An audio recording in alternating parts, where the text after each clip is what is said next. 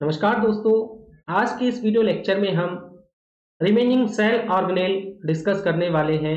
जो बचे हुए कोशिकांग हैं सेल में, उनको हम डिस्कस करने वाले हैं। अभी तक हम इस सीरीज में 4 लेक्चर अपलोड कर चुके हैं। अगर आपने नहीं देखा तो प्लेलिस्ट में सभी लेक्चर्स आपको मिल जाएंगे, वहाँ पे आप जाके देख सकते हैं। ये होगा लेक्चर नंबर 5 और इसमें आज हम सेल के सभी ऑर्गेनेल कंप्लीट कर चुके होंगे। तो चलिए स्टार्ट करते हैं आज का सेशन। मेरा नाम है अरविंद चौहान, आप देख रहे हैं कॉन्सेप्ट डिकोडर। पर दोस्तों, मेन टॉपिक को स्टार्ट करने से पहले हम सबसे पहले डिस्कस करेंगे बायोलॉजी का सिलेबस कि किस किस टाइप से हम सभी चीज़ों को कवर करने वाले हैं, क्योंकि ये एक क्वेरी थी एक स्टूडेंट की। तो चलिए यहाँ पे हम देख लेते हैं एक बार कि हमारा सीक्वेंस क्या रहेगा और कितना आपने पढ़ना है। तो ये है दोस्तों सेल बायोलॉजी जो हम पढ़ चुके हैं, आज हमारा कंप्लीट हो जाएगा। उसके बाद हम स्टार्ट करेंगे सेल ग्रोथ एंड डिवीज़न, इसमें 2 लेक्चर लगेंगे, ये भी कंप्लीट हो जाएगा। उसके बाद हम बात करेंगे क्लासिफिकेशन ऑफ ऑर्गेनिजम्स, जो कि काफ़ी इम्पोर्टेंट है। इसको भी हम दोस्तों 2 लेक्चर में कंप्लीट कर लेंगे। इसके बाद आएगा जेनेटिक्स, इसमें भी 2 लेक्चर इनफ होगा। फिर टिश्यूज में दोस्तों हम एनिमल टिश्यू भी पढ़ेंगे, प्लांट टिश्यू भी पढ़ेंगे, तो इसमें भी मान के चलिए 2 आवर्स लग जाएंगे। उसके बाद प्लांट किंगडम, इसमें आपको 3 आवर्स लगने वाले हैं, मतलब 3 से 4 लेक्चर में प्लांट किंगडम कंप्लीट हो जाएगा। उसके बाद मैक्सिमम टाइम आपका लगने वाला है ह्यूमन बॉडी, जो भी हमारे अंदर है उसकी हम बात करेंगे। इसमें 7 से 8 लेक्चर आएंगे दोस्तों। इसके बाद हम रिप्रोडक्शन पढ़ेंगे, ह्यूमन में भी पढ़ेंगे दोस्तों, प्लांट्स में भी पढ़ेंगे, अदर ऑर्गेनिजम्स में भी पढ़ेंगे। तो इसमें आप मान के चलिए 2 लेक्चर। इसके बाद न्यूट्रिशन, न्यूट्रिशन में आप मान के चलिए 2 लेक्चर। उसके बाद हेल्थ एंड डिसीज, इसमें दोस्तों 1 लेक्चर में काम हो जाएगा। तो कुल मिला के 2 2 4 2 6 तो 8 11 18 एंड 5 23, मतलब 30 घंटे से कम में बायोलॉजी आपकी कंप्लीट हो जाएगी। और इन 30 घंटे में आप दोस्तों 7 से 8 मार्क्स अचीव कर चुके होंगे, अगर आपने अच्छे से पढ़ा है सभी चीज़ों को। जो मैं आपको पढ़ा रहा हूँ ये सभी चीज़ें दोस्तों एसएससी जेई के लिए काफ़ी इम्पोर्टेंट हैं, यहीं से आपको क्वेश्चन देखने को मिलेंगे। तो 7 से 8 नंबर के लिए अगर आप 30 घंटे दे रहे हैं तो कोई बुराई नहीं है, क्योंकि टेक्निकल में भी आप एक सब्जेक्ट को 50 से 60 घंटे में कवर करते हैं, और वहाँ पे भी दोस्तों 8 से 9 मार्क्स ही आपको मिलते हैं। तो ये सब्जेक्ट काफ़ी इम्पोर्टेंट है, इसलिए इसको इतना टाइम देना बनता है। चलिए आज हम पढ़ने वाले हैं mitochondria, plastid and ribosomes plus centrosome. तो ये हमारा आज का सेशन रहेगा, काफ़ी इम्पोर्टेंट है। इसके बाद सेल ऑर्गेनेल कंप्लीट हो चुके होंगे, फिर हम एक लेक्चर में क्वेश्चंस डिस्कस करेंगे जो भी अभी तक हमने पढ़ा है। तो बात करें दोस्तों माइटोकॉन्ड्रिया। माइटोकॉन्ड्रिया ये powerhouse of the cell है। पावर हाउस, पावर हाउस क्यों है? क्योंकि यहां से एनर्जी बनती है। सेल के लिए जो एनर्जी की रिक्वायरमेंट है वो कौन बनाता है दोस्तों? माइटोकॉन्ड्रिया बनाता है। किस फॉर्म में बनाता है? एटीपी की फॉर्म में बनाता है, एडिनो ट्राइफॉस्फेट। तो एटीपी एक एनर्जी करेंसी है जो कि कहाँ बनती है? माइटोकॉन्ड्रिया में बनती है। ठीक है, माइटोकॉन्ड्रिया को किसने डिस्कवर किया था? इसको डिस्कवर किया था दोस्तों रिचर्ड अल्टमैन ने। याद रखना है, काफी इंपॉर्टेंट क्वेश्चन बनता है यहाँ से। Richard Altman is the father of mitochondria. इसको हम powerhouse of the cell भी बोलते हैं या फिर power plant of the cell भी बोलते हैं, क्योंकि यहीं पे बनती है energy in the form of ATP. ये एक double layer membrane bound organelle है, मतलब इसमें 2 लेयर होती है, एक ये बाहर वाली लेयर और एक अंदर इस टाइप से एक लेयर होती है। इस टाइप से, इस टाइप से दोस्तों एक लेयर होती है। ठीक है, इसमें अंदर के पार्ट को मैट्रिक्स बोलते हैं। इस मैट्रिक्स में आपको डीएनए देखने को मिलेगा, इसमें राइबोसोम देखने को मिलेगा आपको, इसका खुद का आरएनए होता है, इसका इसमें और क्या होता है दोस्तों, डीएनए हो चुका है, राइबोसोम हो चुका है। ठीक है, एंड जब इसमें डीएनए है, राइबोसोम है, आरएनए है, तो ये कुछ एक्टिविटीज ऐसी करता है जो कि सेल परफॉर्म करती है, जो न्यूक्लियस के कारण होती है। जैसे कि यहाँ पे बनते हैं प्रोटीन्स, यहाँ पे प्रोटीन्स भी बनते हैं राइबोसोम के कारण, प्लस ये अपने आप को रेप्लिकेट भी करता है, डीएनए से आरएनए बनाना या डीएनए से डीएनए बनाना। डीएनए से आरएनए बनाना तो ट्रांसक्रिप्शन हो जाएगा, डीएनए से डीएनए बनाना रेप्लिकेशन हो जाएगा। और दोस्तों ये सेल डिवीजन में भी पार्टिसिपेट करता है, या ये खुद भी डिवाइड करता है by the help of fission. Fission के द्वारा ये खुद भी डिवाइड कर लेता है, क्योंकि इसके पास दोस्तों जेनेटिक मटेरियल है, इसके पास जेनेटिक मटेरियल है। तो इसका शेप कैसा होता है, सिलेंड्रिकल या रोड शेप होता है। एंड माइटोकॉन्ड्रिया के पास खुद का डीएनए होता है, बट इसमें न्यूक्लियस नहीं होता, तो ये डीएनए मैट्रिक्स में एक धागे के रूप में पड़ा रहेगा, और किस फॉर्म में होगा, सर्कुलर फॉर्म में होगा, सर्कुलर फॉर्म में होगा। कैसा होगा, डबल स्ट्रैंडेड होगा, मतलब कि इस टाइप से डबल स्ट्रैंडेड होगा, बट सर्कुलर फॉर्म में ये बिखरी हुई अवस्था में पड़ा रहता है इन मैट्रिक्स। तो यही फीचर किसका था दोस्तों, यही फीचर था प्रोकैरियोटिक सेल का, जो कि मोस्टली आपको किसमें देखने को मिलता है, बैक्टीरिया में। तो क्या ये एक बैक्टीरिया की तरह काम करता है, बिल्कुल करता है, क्योंकि इसमें राइबोसोम भी 70S टाइप के होते हैं। देखिए राइबोसोम के दो पार्ट होते हैं, इसकी दो सब यूनिट होती है, एक बड़ी यूनिट होती है, एक इसके ऊपर छोटी यूनिट होती है। बड़ी यूनिट होगी 50S एंड छोटी यूनिट होगी 30S। ये मिलके बनाएगा दोस्तों 70। अब यहाँ पे 80 बन रहा है, बट इसका मतलब ये नहीं कि इसको ऐड करेंगे, इसको ऐड नहीं करना है। इसका मतलब होता है दोस्तों सेडिमेंटेशन। मतलब आपने एक बीकर लिया और यहाँ पे दोस्तों ग्रेजुएशन पड़ी है, मार्क है, आपने इसमें ये डाला, और फिर आप देखेंगे ये कहाँ पे स्टैंड कर रहा है, तो इससे आपको क्या पता चल जाएगा, उसकी डेंसिटी पता चल जाएगी। जो जितना नीचे जाएगा उसमें वेट ज़्यादा होगा, उसकी डेंसिटी ज़्यादा होगी। ठीक है, तो ये बताता है सेडिमेंटेशन को। ठीक है, तो ये अपना खुद का डीएनए भी रखते हैं एंड 70S टाइप के राइबोसोम भी रखते हैं। तो ये दोस्तों प्रोटीन्स बना सकते हैं, ये प्रोटीन्स बना सकते हैं। ठीक है, ये फॉर्म करते हैं एटीपी, मतलब यहीं पे एटीपी बनती है। एटीपी कैसे बनती है दोस्तों, देखिए यहाँ पे होता है एडीपी।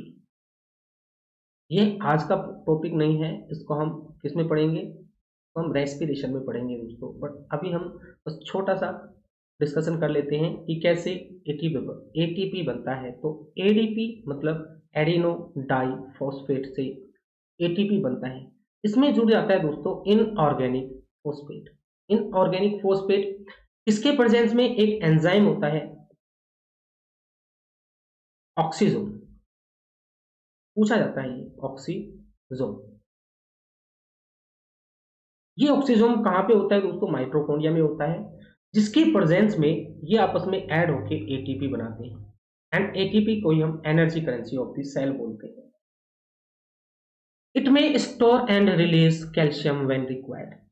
ये दोस्तों ये रिलीज करता है कैल्शियम को जब रिक्वायरमेंट होती है, या स्टोर भी करता है कैल्शियम को जब रिक्वायरमेंट होती है। बट यहाँ पे देखिए RBC red blood cell, red blood cell में माइटोकॉन्ड्रिया एंड न्यूक्लियस नहीं होता है। माइटोकॉन्ड्रिया न्यूक्लियस प्लस प्लास्टिड नहीं होते हैं, या फिर आप बोल सकते हैं क्लोरोप्लास्ट नहीं होता है।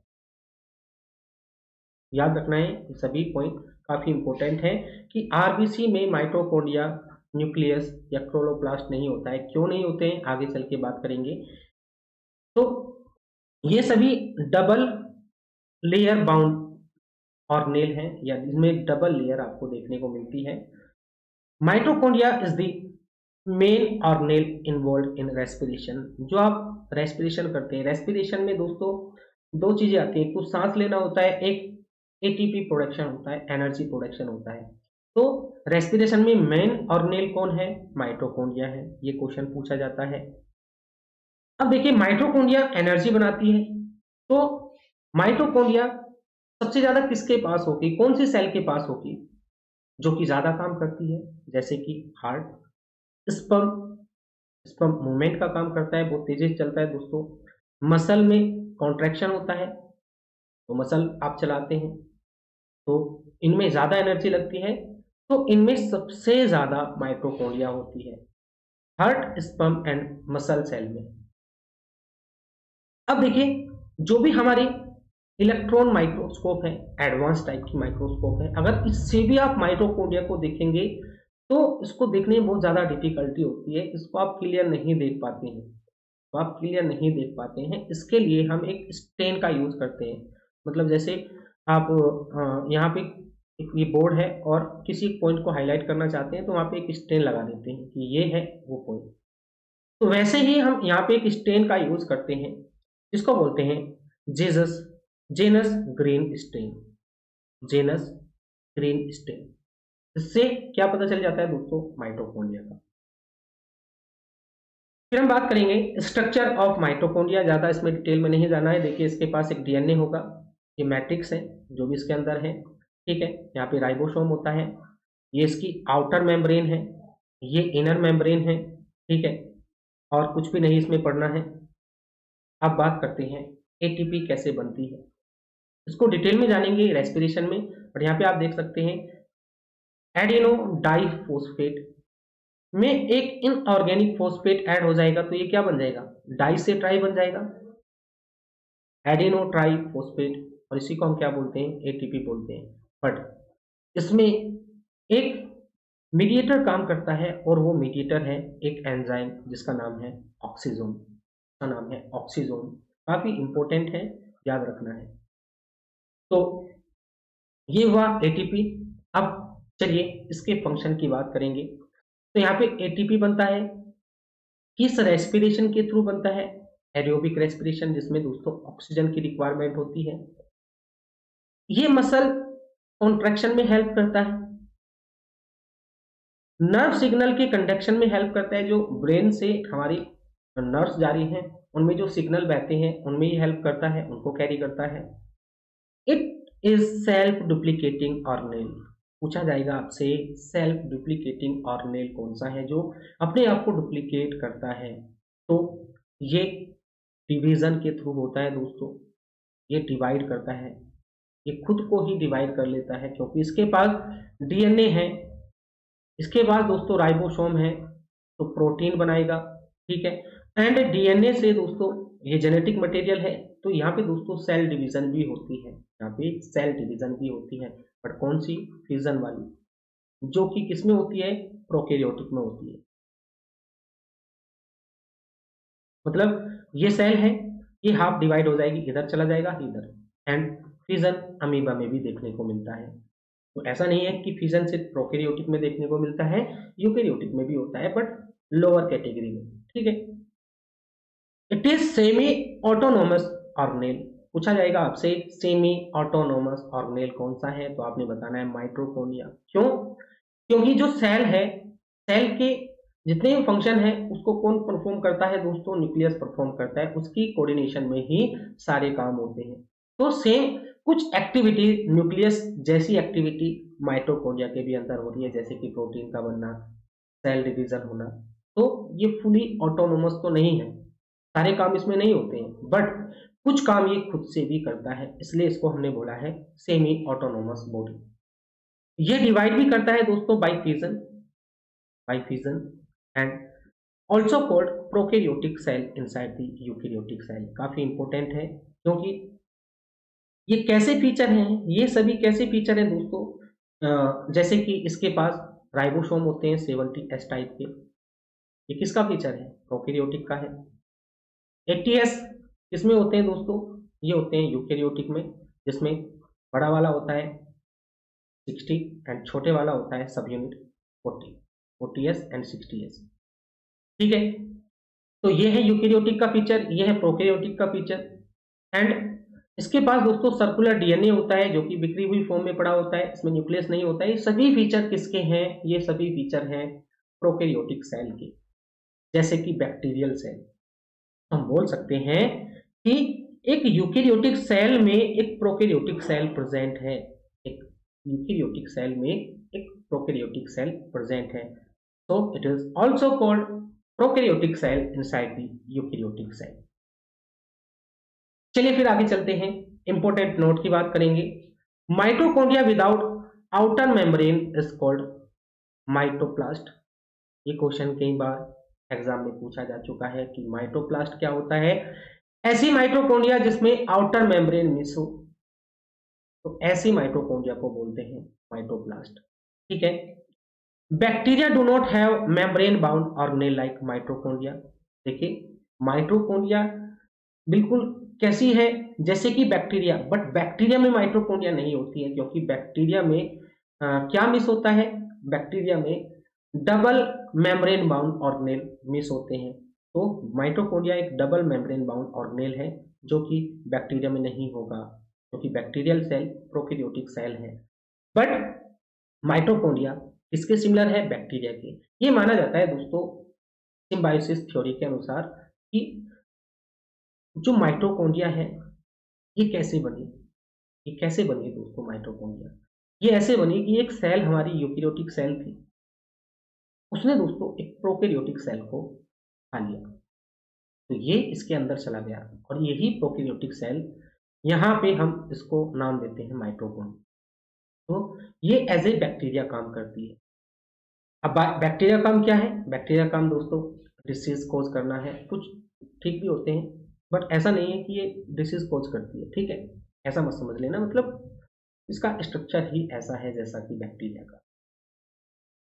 चलिए अब बात करते हैं माइटोफेजी। माइटोफेजी क्या है? माइटोफेजी है डिस्ट्रक्शन ऑफ माइटोकॉन्ड्रिया। माइटोकॉन्ड्रिया का दोस्तों डिस्ट्रक्शन होना। तो यहाँ पे देखिए, this is a whittle process as it assists in maintaining the proper functioning of cell by removing damaged mitochondria that could potentially harm the cell। तो अगर माइटोकॉन्ड्रिया में कोई गड़बड़ हो जाए, जैसे कि इसके पास खुद का डीएनए है, तो डीएनए में म्यूटेशन हो जाए। म्यूटेशन क्या होता है दोस्तों? जीन में प्रॉब्लम आ जाना, जीन में प्रॉब्लम आ जाना जो कि कोज करता है कैंसर को। तो अगर यहाँ पे डीएनए में कुछ प्रॉब्लम हो जाए या इवन किसी भी पार्ट में माइटोकॉन्ड्रिया के कुछ प्रॉब्लम हो जाए, तो ये दोस्तों सेल को हार्म करेगी, हमारी बॉडी को हार्म करेगी। तो इसको हटाना ही, इसको रिमूव करना ही माइटोफेजी कहलाता है। माइटोफेजी कहलाता है, याद रखना है इस पॉइंट को। ये हमारा कंप्लीट हो चुका है। अब चलिए बात करते हैं प्लास्टिड की।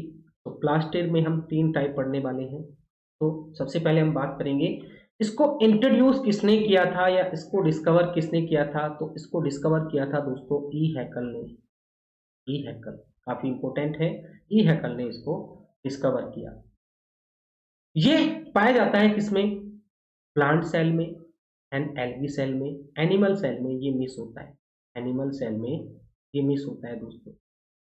ये सिर्फ आपको देखने को मिलेगा प्लांट सेल में, एल्गी सेल में। ठीक है, it also have their on DNA and ribosome, but किस पार्ट में होगा? क्लोरोप्लास्ट में। इसके 3 पार्ट हैं दोस्तों। तीसरे पार्ट में जिसको हम बोलते हैं क्लोरोप्लास्ट, उसमें डीएनए भी होता है, राइबोसोम भी होता है, जिसके कारण ये प्रोटीन भी बनाता है, एटीपी बनाता है। देखिए इसको खाना बनाना है, क्लोरोप्लास्ट को खाना बनाना है। खाना बनाएगा तो खाने बनाने में लगेगा एटीपी। जैसे कि आप गैस यूज करते हैं वैसे ही ये एटीपी का यूज करेगा। ठीक है, तो यहाँ पे फोटोसिंथेसिस होगी जिसमें एटीपी बनती है एंड इस एटीपी का यूज करके ये खाना भी बनाता है। इस एटीपी का यूज करके ये खाना भी बनाता है। यहाँ पे राइबोसोम है तो ये अपने खुद के प्रोटीन भी बनाता है। तो जैसे कि माइटोकॉन्ड्रिया है वैसे ही प्लास्टिड है। वैसे ही दोस्तों प्लास्टिड है। कौन सा प्लास्टिड? क्लोरोप्लास्ट। तो इसका फंक्शन क्या है? ये स्टोरेज का काम भी करता है एंड बनाने का भी काम करता है, सिंथेसिस भी करता है दोस्तों। चलिए देखते हैं एक एक करके तीनों को। तो सबसे पहला है ल्यूकोप्लास्ट। ल्यूकोप्लास्ट ये व्हाइट होता है, ल्यूको का मतलब होता है व्हाइट या नॉन कलरफुल।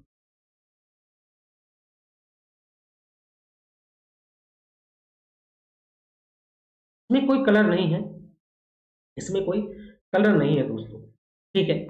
तो ये कहाँ पे देखने को मिलेगा? ऐसे पार्ट्स में, प्लांट के ऐसे पार्ट में जिनमें कलर नहीं होता है, जैसे कि जड़, तने, ठीक है, वहां पे कलर नहीं होता है, तो वहां पे देखने को मिलता है ल्यूकोप्लास्ट। तो ये कलरलेस होता है, अकर्स नियर द न्यूक्लियस। ये न्यूक्लियस के पास पाया जाता है, ये हमारे सेल है, ये न्यूक्लियस है, इसके पास देखने को मिलेगा leucoplast. In non green cell like roots, इसमें दोस्तों रूट्स में, अंडरग्राउंड स्टेम एटीसी, अंडरग्राउंड जो स्टेम होते हैं उनमें। इसका काम क्या है ये पूछा जाता है एग्जाम में। ये स्टोर करता है फैट को, प्रोटीन को और स्टार्च को। देखिए, जब जब दोस्तों फोटोसिंथेसिस में फूड बनेगा, तो फोटोसिंथेसिस की दो रिएक्शन होती है, आगे हम पढ़ने वाले हैं। तो फोटोसिंथेसिस में दो रिएक्शन होती है, एक लाइट रिएक्शन, एक डार्क रिएक्शन। लाइट रिएक्शन में एटीपी बनता है एंड डार्क रिएक्शन में उस एटीपी से फूड बनता है, एंड फूड क्या है? ग्लूकोज।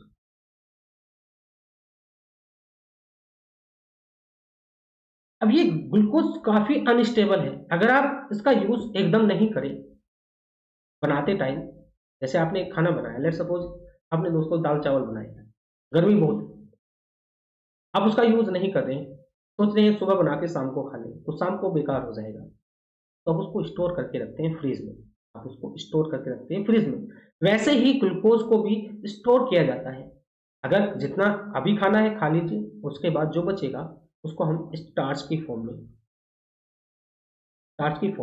स्टोर कर देंगे, और वो किस कहाँ पे स्टोर होगा? वो स्टोर होगा ल्यूकोप्लास्ट में। तो leucoplast is a storing body या स्टोरेज बॉडी, ये एक स्टोरेज बॉडी की तरह काम करती है। चलिए अब बात करते हैं क्रोमोप्लास्ट। तो क्रोमोप्लास्ट को बोलते हैं नॉन ग्रीन। नॉन ग्रीन मतलब और सभी कलर इसमें देखने को मिलेंगे ग्रीन को छोड़ के, ग्रीन को छोड़ के, जैसे कि येलो कलर, रेड कलर, ऐसे दोस्तों यहाँ पे आपको देखने को मिलते हैं। तो येलो और reddish in colour due to the presence of carotenoid. यहाँ पे देखना है, इसमें जो पिगमेंट है उसका नाम है कैरोटीनॉइड। ल्यूकोप्लास्ट में कोई भी पिगमेंट नहीं है, यहाँ पे पिगमेंट है कैरोटीनॉइड, ठीक है। तो याद रखना है, बार बार एग्जाम में क्वेश्चन पूछा जाता है कौन सा पिगमेंट, तो कैरोटीनॉइड पिगमेंट के कारण इसका कलर येलो और रेडिश होता है। ये कहाँ पे पाया जाएगा? पार्ट्स, किन पार्ट्स में पाया जाएगा? प्लांट के कलर्ड पार्ट में, जहाँ पे कलर होते हैं, जैसे कि फूल, फल, इनमें दोस्तों कलर होते हैं, तो वहां पे ये आपको देखने को मिलेगा। फिर टमाटो, टमाटो की बात करें तो टमाटो कैसा होता है? रेड होता है। तो टमाटो में इस कैरोटीनॉइड का नाम है लाइकोपेन, लाइकोपेन, ठीक है। कैरोट में इसी को बोलते हैं कैरोटीन, एंड बीट रूट में इसको बोलते हैं विटामिन। इनको तो याद करना बहुत ही सिंपल है, कैरेट से कैरोटीन, बीट रूट से vitamin, and tomato lycopene, lycopene. Yellow colour of leaf occur due to the presence of carotene. तो जो येलो कलर होता है लीफ का, येलो कलर, देखिए येलो या रेडिश कलर किसके कारण होता है? मतलब थोड़ा हल्का हल्का रेड या फिर येलो, वो कैरेट में आपको देखने को मिलता है। ये पूरी तरह से लाल तो नहीं होती है, हल्की हल्की सी पीली होती है, ठीक है। तो इसमें कैरोटीन पाया जाता है। तो अगर पूछा जाए कि लीफ में जो येलो कलर है वो किसके कारण होता है, तो वो होता है कैरोटीन के कारण, वो होता है कैरोटीन के कारण। चलिए फिर बात करेंगे क्लोरोप्लास्ट। ग्रीन इन कलर, का कलर ग्रीन होता है due to the presence of chlorophyll. इसमें क्लोरोफिल नाम का एक पिगमेंट पाया जाता है which is used in photosynthesis, जो फोटोसिंथेसिस में हेल्प करता है। अभी समझेंगे कैसे दोस्तों। इसका ये डायग्राम है, यहाँ पे देखिए, ये है ग्रेनम, ग्रेनम मतलब इस टाइप से, ये ग्रेनम है।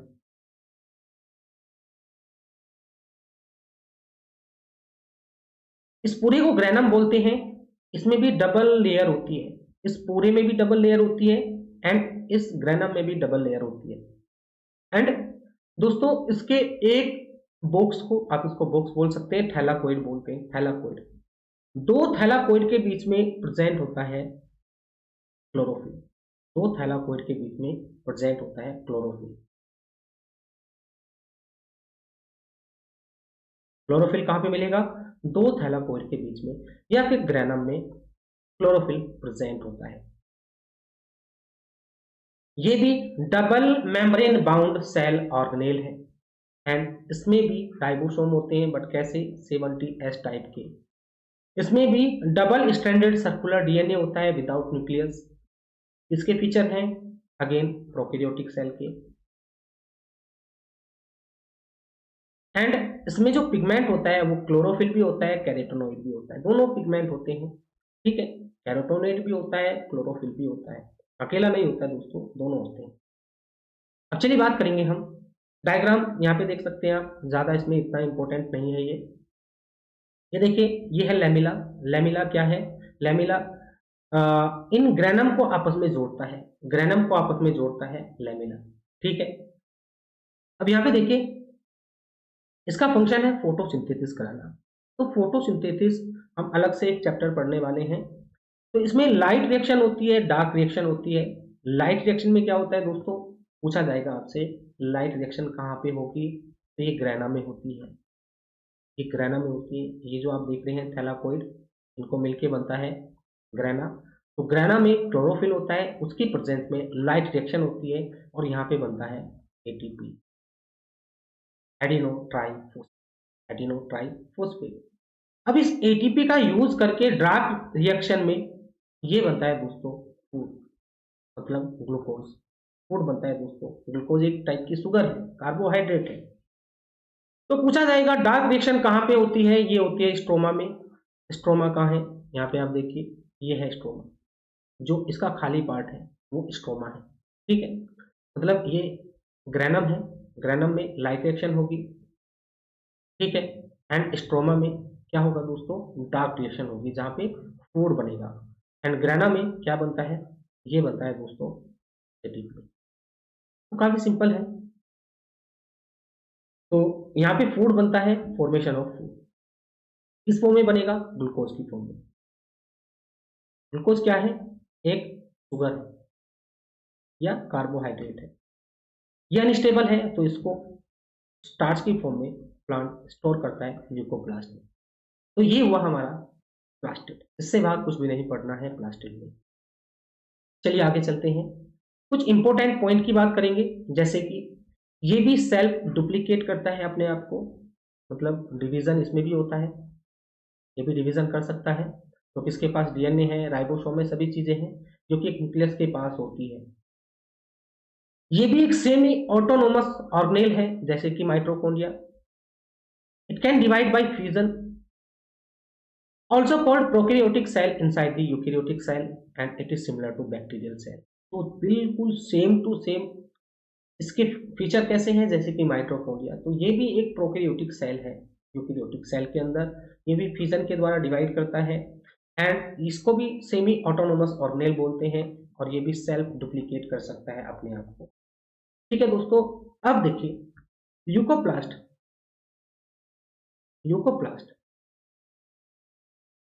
इसमें कोई भी कलर नहीं है, एक क्रोमोप्लास्ट, इसमें कलर है। कैसा colour? Other than green, green को छोड़ के। फिर है क्लोरोप्लास्ट,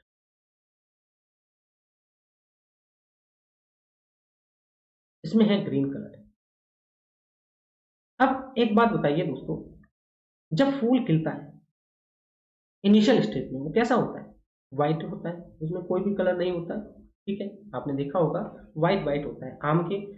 आम में देखिए दोस्तों आप, जो उसका फूल आता है वो व्हाइट होता है। धीरे धीरे ये किस में बदलता है? ग्रीन में बदलता है। एंड देन ये लास्ट में आके जब पकता है तो ये दोस्तों येलो टाइप का हो जाता है, येलो टाइप का हो जाता है। तो ये कन्वर्ट हो जाते हैं, ये प्लास्टिड एक दूसरे में कन्वर्ट होते हैं, ये प्लास्टिड एक दूसरे में कन्वर्ट होते हैं, तो ये कन्वर्टिबल है। This plastid are convertible, this are ये कन्वर्टिबल प्लास्टिड है, ये क्वेश्चन पूछा जा चुका है। ऐसा ऑर्गेनेल जो कन्वर्टिबल है वो कौन है दोस्तों? वो है प्लास्टिड। चलिए आगे चलते हैं, आगे बात करेंगे राइबोसोम की। पहले हम इस पर चर्चा बहुत सारी कर चुके हैं। Ribosome is also called the factory of protein और प्रोटीन फैक्ट्री, तो हम प्रोटीन फैक्ट्री बोलते हैं क्योंकि तो इसी के पास दोस्तों एमआरएनए आके प्रोटीन का निर्माण करता है। ये एमआरएनए है। यहाँ पे दोस्तों राइबोसोम लगते हैं, ऊपर वाला सब यूनिट छोटा होगा, बड़ा वाला यहाँ पे होगा और इस टाइप से। एंड यहाँ पे एक आयन होता है जिसको बोलते हैं Mg प्लस आयन, ये Mg प्लस प्लस होता है, ठीक है। ये है mRNA। mRNA क्या है? मैसेंजर आरएनए, ठीक है, और इसी से बनता है प्रोटीन। तो इसको डिस्कवर किया था जॉर्ज पैलाडे ने, इसको डिस्कवर किया था जॉर्ज पैलाडे ने। Compost of RNA and protein, किसका बना होता है? आरएनए का एंड प्रोटीन का। जैसे कि आपने पढ़ा होगा आरएनए, राइबोसोमल आरएनए, जिसमें प्रोटीन भी होते हैं, आरएनए भी होते हैं। इसमें कोई भी मेम्ब्रेन नहीं होती है, तो पूछा जाएगा आपसे, बताना है अपने मेम्ब्रेन लेस ये ऑर्गेनेल है। ये सबसे छोटा ऑर्गेनेल है सेल में। सबसे छोटा ऑर्गेनेल कौन सा है? राइबोसोम है। And organelle with in the organelle, इसको हम organelle with in the organelle बोलते हैं। कोशिकांग किसके अंदर? कोशिकांग के अंदर। कैसे? जो माइटोकॉन्ड्रिया है एंड क्लोरोप्लास्ट है,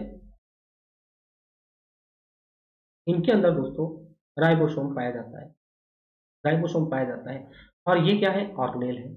ऑर्गेनेल के अंदर ऑर्गेनेल पाया जा रहा है, तो हम बोलेंगे ऑर्गेनेल विद इन ऑर्गेनेल। इसको हम यूनिवर्सल सेल ऑर्गेनेल भी बोलते हैं क्योंकि ये प्रोकैरियोटिक सेल में भी पाया जाता है, यूकेरियोटिक सेल में भी पाया जाता है। And also called the factory of protein, क्योंकि यहाँ पे प्रोटीन बनता है। एंड 70S टाइप के राइबोसोम पाए जाते हैं प्रोकैरियोटिक सेल में, जिसके दो सब डिवीजन होंगे, एक होगा 30S, एक होगा 50S। यूकेरियोटिक सेल में ये होते हैं 80S, एक होगा 60S, एक होगा 40S। 60S बड़ा वाला, 40S छोटे वाला। इसमें आरएनए होता है, प्रोटीन होता है, ये हम बात कर चुके हैं। राइबोसोम्स 2 सब units joined bye Mg ion.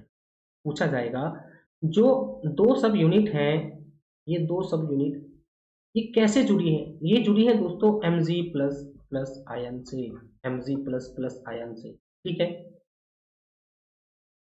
यहाँ पे आप देख सकते हैं डीएनए से आरएनए का बनना, फिर आरएनए से प्रोटीन का बनना। ये पहले ही मैं आपको बता चुका हूं, ठीक है। इसको बोलते हैं ट्रांसलेशन, इसको बोलते हैं ट्रांसक्रिप्शन। डीएनए से आरएनए का बनना ट्रांसक्रिप्शन कहलाता है। आरएनए से प्रोटीन का बनना with the help of ribosome is called translation, is called translation. यहाँ पे आप देख सकते हैं ये बना है आरएनए ट्रांसक्रिप्शन से, यहाँ पे एमआरएनए है, और ये दोस्तों राइबोसोम से चिपक जाएगा और बनाएगा प्रोटीन, बनाएगा प्रोटीन। अब बात करेंगे सेंट्रोसोम एंड सेंट्रियोल्स। ये सिर्फ आपको तभी देखने को मिलेंगे जब सेल डिवाइड करती है, अदरवाइज ये नहीं दिखते, अदरवाइज ये नहीं दिखते। ये कैसे दिखेंगे दोस्तों? देखिए ये एक सेल है, सेल में डिवीजन होना है। अब यहाँ पे दोस्तों दो भाई हैं, घर में दो भाई हैं, उनका बंटवारा होना है, तो दोनों को बराबर बराबर प्रॉपर्टी दी जाएगी। तो वैसे ही जब सेल डिवाइड करती है तो बराबर बराबर सेल ऑर्गेनेल दोनों में जाती हैं। जैसे कि जो आपका न्यूक्लिक एसिड है या जिसको आप जेनेटिक मटेरियल बोलते हैं डीएनए, वो दोनों में बराबर जाना चाहिए। तो पहले तो जो डीएनए है वो कंडेंस होके बनाएगा क्रोमोसोम, फिर इन क्रोमोसोम को अलग किया जाएगा, ये अलग हो जाएगा, ये अलग हो जाएगा, ये एक में पहुंच जाएगा और ये एक में पहुंच जाएगा। अब इनको अलग करने वाला कौन है? भाई देखिए, ऐसे सोचो, यहाँ पे एक रस्सी लगी है, यहाँ पे एक रस्सी लगी है, इधर एक रस्सी लगी है, इधर एक रस्सी। हम रस्सी से पकड़ के इनको खींच रहे हैं। तो ये रस्सी कुछ नहीं है, यही है सेंट्रोसोम एंड सेंट्रियोल। यही रस्सी है दोस्तों, जो कि है सेंट्रियोल एंड सेंट्रोसोम। बस इतना समझना है। तो इसको डिस्कवर किया था टी बोवेरी ने। ये सिर्फ एनिमल सेल में पाए जाते हैं एंड ये हेल्प करते हैं सेल डिवीजन में। देखिए यहाँ पे देखिए, सेंट्रोसोम ये है दोस्तों, ये जो तार तार से आप देख रहे हैं, तो यहाँ पे जो जो आपके ये थे राइबो सॉरी क्रोमोसोम थे। क्रोमोसोम इस टाइप का होता है कुछ, ठीक है। क्रोमोसोम पहले तो ये क्रोमोसोम कहाँ पे आ जाएंगे, सेंटर पे आ जाएंगे, क्योंकि इनको डिवाइड करना है।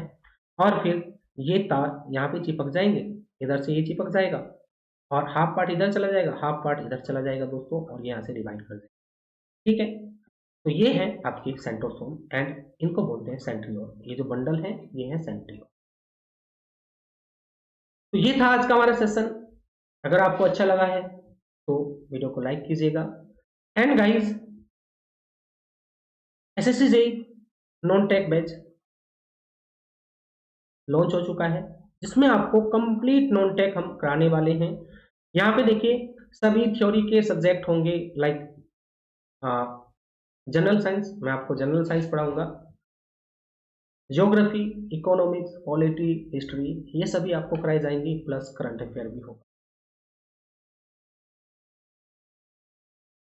तो अगर आप एसएससी जेईई के लिए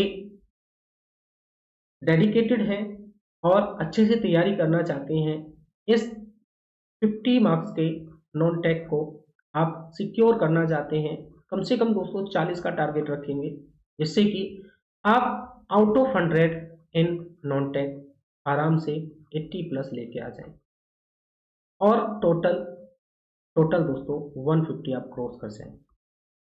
तो अगर आप इस टाइप से प्रिपरेशन करना चाहते हैं तो हमसे जुड़ सकते हैं। इसके लिए आपने कॉन्सेप्ट डिकोडर एप्लीकेशन को डाउनलोड करना है, वहाँ पे आपको बैच मिल जाएगा, बहुत ही कम फीस रखी गई है, आप ज्वाइन कर सकते हैं और हमारे साथ स्टडी कर सकते हैं। सभी पीडीएफ आपको ऐप पे मिलेंगी। टेलीग्राम ग्रुप भी आप ज्वाइन कर सकते हैं। इसके लिए मुझे मैसेज करेंगे 9568738917। बहुत ही प्यार से सभी चीज़ों को सीखना है। तो चलिए फिर मिलते हैं नेक्स्ट वीडियो लेक्चर में। Thank you for watching as always, God bless.